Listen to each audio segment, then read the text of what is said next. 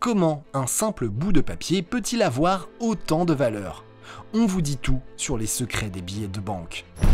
Quand on pense aux billets, on s'imagine des dollars américains ou des euros. Pourtant, les tout premiers billets de l'histoire ont été créés en Chine il y a très longtemps. Il faut remonter à l'an 1000 dans la région du Sichuan. Là-bas, on payait avec du fer. Pour acheter un objet de valeur, comme un cheval par exemple, il fallait donc amener sa brouette de fer, et c'était pas vraiment pratique. Des gens qui étaient réputés bons payeurs ont donc proposé de noter sur un bout de papier la somme qu'ils devaient au marchand. De fil en aiguille, de plus en plus de bouts de papier circulent en Chine. L'empereur, voyant ce petit cirque se tramer derrière son dos, décide de créer ses propres bouts de papier, uniques et universels. Le tout premier billet vient de naître.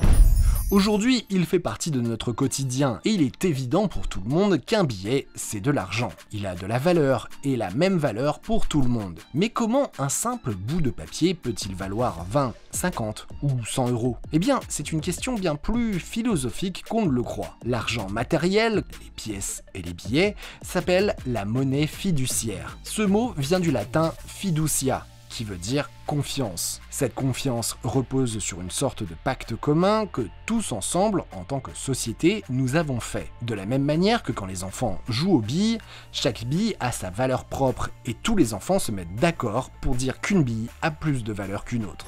C'est ainsi qu'un billet de 5 euros, dont le coût de fabrication est inférieur à 5 centimes l'unité, a une valeur de 5 euros. Mais pourquoi donc ne pas prendre une feuille de papier, dessiner un drapeau et inscrire au stylo « Allez hop, 100 euros ». Car pour instaurer cette confiance, il faut que tous les billets soient les mêmes et que chaque personne soit sûre de sa valeur. Chaque pays qui produit ses propres billets a mis en place des stratagèmes pour rendre sa monnaie la plus sûre possible. En France, c'est la Banque de France qui est chargée de fabriquer les billets. Depuis la création de l'euro en 2002, elle a fabriqué plus de 22 milliards de billets. Considérée comme la papeterie la plus moderne d'Europe, elle livre des billets à l'ensemble des pays de l'Union. Tous les billets sont élaborés à partir de fibres de coton, mais pas n'importe quel coton. La papeterie de la Banque de France garde précieusement sa formule secrète. Pour aider n'importe quel citoyen à reconnaître un faux, la Banque Centrale Européenne a mis en place une technique en 3 étapes. Toucher, regarder, incliner. Touchez d'abord la texture du papier.